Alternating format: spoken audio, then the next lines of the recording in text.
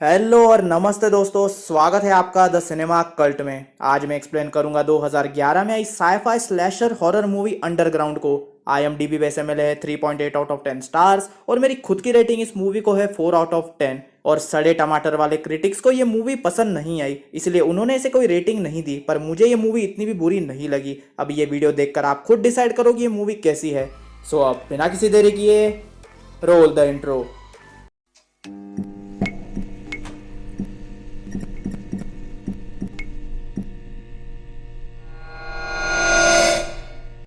Movie शुरू होती है कुछ स्पेशल फोर्स कमांडोज को दिखाते हुए जो एक मिलिट्री बेस पर आते हैं, और वो सभी कमांडोज वेल ट्रेंड होते हैं। उनका कैप्टन उन्हें बताता है कि नीचे किसी तरह के क्रीचर्स हैं जिन्होंने यहाँ के सभी साइंटिस्ट को मार दिया है और अब हमें उन्हें मारना है। जिसके बाद वो सभी नीचे जाते हैं जहाँ बहुत अंधेरा था।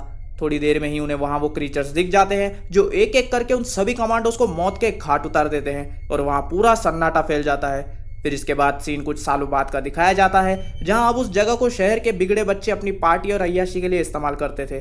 जहां हम स्टॉर्म नाम के एक आदमी को देखते हैं जो कि पहले मिलिट्री में था और उसे उसके दोस्त मैट ने पार्टी के लिए यहाँ बुलाया था। वो उसे ही ढूंढ रहा होता है कि तभी एक आदमी उसके पीछे से गुजरता है और स्टॉर्म तुरंत ही अपनी आर्मी स्किल्स के जरिए उस आदमी की गर्दन पकड़ लेता है। पर वो आदमी उसे बताता है कि उसका नाम एरिक है और वो भी मैट का दोस्त है।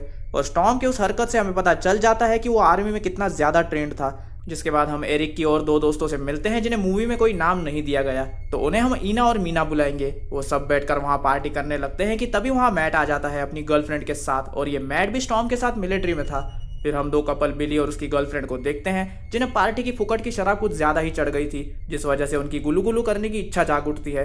तो वो दोनों अंडरग्राउंड बने एक बंकर के अंदर चले जाते हैं। वहीं दूसरी तरफ ऊपर स्टॉर्म की कुछ बदमाशों के साथ लड़ाई हो जाती है जहाँ स्टॉर्म उन्हें बहुत बुरी तरह पीट देता है, पर मैट के कहने पर वो उन बदमाशों को वहां से जाने देता है। तभी उनमें से एक गन निकालकर उनकी तरफ पॉइंट कर देता है, तो स्टॉर्म, मैट और उनके दोस्त जाकर उस बंकर के अंदर छुप जाते हैं और दरवाजा अंदर से बंद कर लेते हैं। पर जब वो बदमाश वहां आते हैं और उनसे वो गेट नहीं खुलता, तो वो कमीने उन सबको बाहर से ही बंद कर देते हैं। तभी उन्हें पता चलता है कि उनके साथ बिली और उसकी गर्लफ्रेंड भी है। फिर मैट कहता है कि अगर ये मिलिट्री बंकर है तो इसका सेकंड एग्जिट भी जरूर होगा, हमें बस उसे ढूंढना है। तो बिली कहता है मुझे एक बार बस चार्जर मिल जाए, मैं अपना फोन चार्ज करके हेल्प मंगा लूंगा। जिस पर स्टॉर्म कहता है ये मिलिट्री बंकर जमीन के बहुत अंदर होते हैं और यहाँ सिग्नल तो छोड़ो, बाहर की हवा भी आ जाए तो बहुत बड़ी बात है। जिसके बाद वो सब एग्जिट ढूंढने निकल जाते हैं। थोड़ी आगे जाते ही उन्हें लाइट्स का स्विच मिल जाता है और रोशनी के वापस आ जाने से सबको थोड़ी शांति मिलती है। तभी थोड़ा आगे उन्हें कुछ अजीब सी आवाजें आती है जिससे वो दोनों लड़कियां बहुत डर जाती है। तो स्टॉर्म कहता है ये बंकर बहुत पुराना है तो इसीलिए इसमें से आवाज आना कोई बड़ी बात नहीं है। थोड़ा आगे जाने के बाद उन्हें एक डेड एंड मिलता है जहां स्टॉर्म देखता है कि वहां एक पतली टनल है।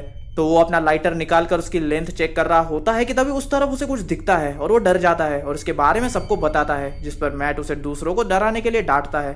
फिर स्टॉर्म वापस एक फ्लैश लाइट लेकर जाता है पर इस बार उसे कुछ नहीं दिखता, पर मीना उस टनल से जाने से मना कर देती है। फिर स्टॉर्म और बिली हल्के होने जाते हैं जहां स्टॉर्म 2 बूंद हल्केपन की करके निकल जाता है, पर बिली की धारा चालू ही रहती है कि तभी एक क्रीचर दीवार तोड़कर निकलता है और बिली पर अटैक कर देता है। बिली चिल्लाता है और उसकी आवाज सुन के सभी लोग वहां आ जाते हैं, पर उनके पहुंचने से पहले ही वो क्रीचर भाग जाता है। स्टॉर्म और मैट घायल बिली को बाहर लाते हैं जहां उसकी हालत देखकर दोनों ईना मीना भाग जाती है, पर स्टॉर्म कैसे भी उन्हें ढूंढकर वापस ले आता है और वो सब एक जगह बैठ जाते हैं जहां मैट की गर्लफ्रेंड बिली को जिंदा रखने का पूरा ट्राई कर रही थी। पर तभी वो क्रीचर वापस आ जाता है और इस बार वो सब उसे देख लेते हैं, जिसे देखते ही उन सब की चड्डी टाइट हो जाती है और वो सब वहां से भागने लगते हैं। पर वो क्रीचर बिली को उठाकर एक पाइप से ले जाने लगता है, तो स्टॉर्म और मैट उसे बचाने के लिए पकड़ लेते हैं और अब उनके और उस क्रीचर के बीच टग ऑफ वॉर का खेल शुरू हो जाता है। पर रस्सी की जगह बिली था, पर वो क्रीचर इतना ताकतवर था कि उसके फोर्स से रस्सी बीच में से कट जाती है। बिली की बॉडी सीधा बीच में से कट जाती है। सब बिली की ये हालत देखकर डर जाते हैं और मैट सबको बोलता है कि वो क्रीचर इंसान तो बिल्कुल नहीं था, वो तो सबको दिख रहा है भाई। तभी मैट की गर्लफ्रेंड को दीवार पर एक ग्लास दिखता है एंड उस कांच के पीछे हम एक दूसरे क्रीचर को देखते हैं जो पहले वाले से बिल्कुल अलग था एंड उसे किसी तरह के लिक्विड में प्रिजर्व करके रखा हुआ था। तो वो उसे देखने के लिए और आगे बढ़ती है और बताती है कि ये साला 17 का है, किसी तरह का क्रॉस ब्रीड है। जब वो उस क्रीचर को देख ही रही थी कि तभी उस क्रीचर की आंखें खुलती है और वो ग्लास पर पंजे मारने लगता है, जिसे देखकर वो सब वहां से भागने लगते हैं। पर वो क्रीचर कैसे तो उस एक्वेरियम से बाहर निकलकर पाइप्स के थ्रू इन तक पहुंच जाता है और फिर वो बिली की गर्लफ्रेंड को लेकर भागने लगता है, जिस दौरान बिली की गर्लफ्रेंड के टुकड़े हो जाते हैं, जिसका मतलब उस क्रीचर को खाना नहीं मिला। फिर ये लोग चड्डी पकड़ के भागना शुरू करते हैं और कुछ देर बाद इन्हें वहाँ का एक कंट्रोल रूम मिलता है एंड वो सब वहाँ के लॉकर रूम्स चेक करते हैं ताकि उन्हें खुद को बचाने के लिए कोई हथियार मिल सके।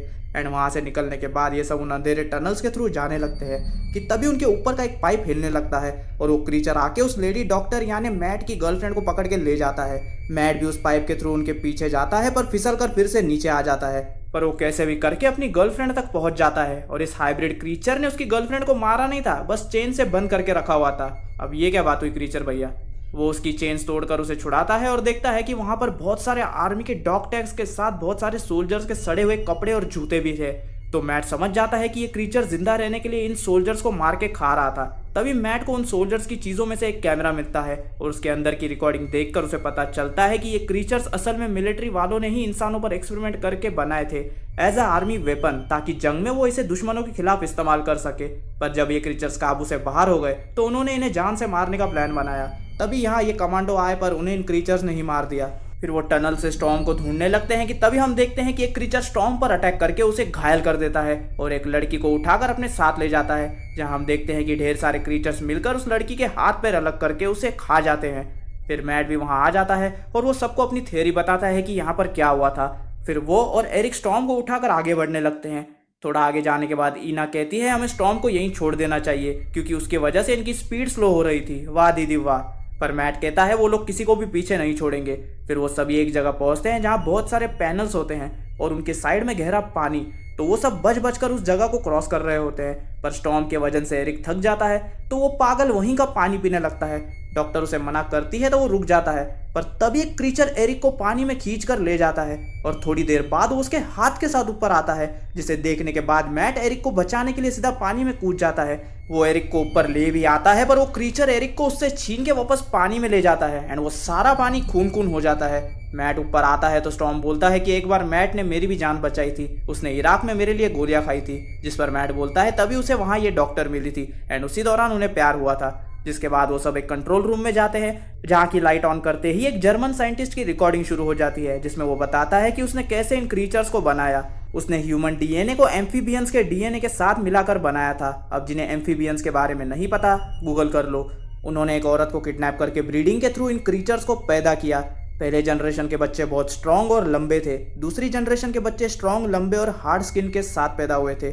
जिस पर मैट कहता है ये मिलिट्री का कोई खुफिया एक्सपेरिमेंट था, इसीलिए जब ये फेल हो गया तो उन लोगों ने इस चीज को छुपाने के लिए सभी लोगों को अंदर ही मरने के लिए छोड़ दिया और इस जगह को बंद कर दिया। फिर डॉक्टर को वहां एक आइडिया आता है और वो कहती है कि हम यहाँ के केमिकल्स की मदद से आग जलाकर यहाँ से भाग सकते हैं। जिसके बाद वो लोग आग लगाने वाला केमिकल बना तो लेते हैं, पर तभी वहां एक क्रीचर आ जाता है और वो सब अलग अलग होकर भागने लगते हैं। पर जख्मी स्टॉर्म उस क्रीचर से 1-on-1 भिड़ जाता है, पर ज्यादा होशियारी मारने के चक्कर में वो और भी घायल हो जाता है। दूसरी तरफ उनमें से एक लड़की को वही जर्मन साइंटिस्ट मिलता है जिसने ये दलिंदर क्रीचर्स बनाए थे और बुढ़ा वो अभी तक जिंदा था। वो लड़की उससे हेल्प मांगती है पर बुड्ढा पूरी तरह साइको था। तो वो लड़की बुड्ढे से कहती है मैं तुम्हें मेरे सारे दोस्तों का बता दूंगी पर उसके बदले मुझे छोड़ दो। वो जर्मन बुड्ढा उसके साथ होने का नाटक करता है पर अचानक से उसके आंखों में लहसुन वाला स्प्रे मार देता है, जिसके बाद वो सीटी मार के उन क्रीचर्स को वहां बुला लेता है और वो क्रीचर उस लड़की की मुंडी पकड़ के तो नोकीली कील में घुसाकर सीधा उसकी आंखें बाहर निकाल लेता है। तेरे जैसी धोखेबाज के साथ ऐसा ही होना चाहिए था। पर इसका मतलब ये क्रीचर्स इस साइंटिस्ट की बात मानते थे। फिर हम मैट, स्टॉर्म और डॉक्टर को देखते हैं जो बाहर जाने का रास्ता ढूंढ रहे होते हैं कि तभी वहां उन क्रीचर्स का नाजायज बाप आ जाता है अपनी व्हीलचेयर पर और उसकी व्हीलचेयर को खुद एक क्रीचर लेकर आया था।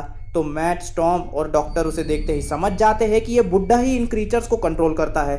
तो मैट पास लगा एक पाइप तोड़ देता है जिससे प्रेशराइज्ड गैस निकलती है जो उन क्रीचर्स को कुछ देर के लिए रोकने में काम आती है, जब तक वो तीनों वहां से भाग जाते हैं। वो आगे एक क्रीचर को आग से डराते हुए भाग रहे होते हैं, पर एक जगह पर स्टॉर्म और मैट पर क्रीचर्स अटैक कर देते हैं, जिसमें स्टॉर्म पहले तो उन क्रीचर्स को अच्छी टक्कर देता है पर फिर वो क्रीचर उसे वहां से ले जाते हैं। वहीं डॉक्टर मैट को ढूंढते हुए आगे बढ़ रही होती है, तभी उसे एक जगह मैट बेहोश मिलता है और वो जैसे ही होश में आता है वो उल्टा अपनी डॉक्टर गर्लफ्रेंड को ही क्रीचर समझकर मारने लगता है, पर कुछ ही सेकंड्स में उसका दिमाग अपने आप ठिकाने पे आ जाता है। जब उसे होश आता है तो वो दोनों स्टॉर्म को ढूंढने लगते हैं और उन्हें स्टॉर्म मिल भी जाता है, पर उसका पेट फट चुका था। मैट उसे अपने साथ ले जाने लगता है पर स्टॉर्म उसे मना कर देता है क्योंकि उसने अपनी मौत को एक्सेप्ट कर लिया था और वो मैट को उसके प्यार के लिए शुक्रिया कहता है। इसको बोलते हैं असली दोस्ती। साला दोस्त हो तो मैट जैसा, नहीं तो नहीं हो। जिसके बाद स्टॉर्म मैट को उसे मारने को कहता है क्योंकि उन दलिंदर क्रीचर्स ने उसका जो पेट फाड़ा था उस वजह से उसे बहुत ज्यादा दर्द हो रहा था। अब मैट ये करना तो नहीं चाहता था, पर मजबूरी में वो पास पड़ा रॉड स्टॉर्म के सीने में घुसा के उसे मार देता है।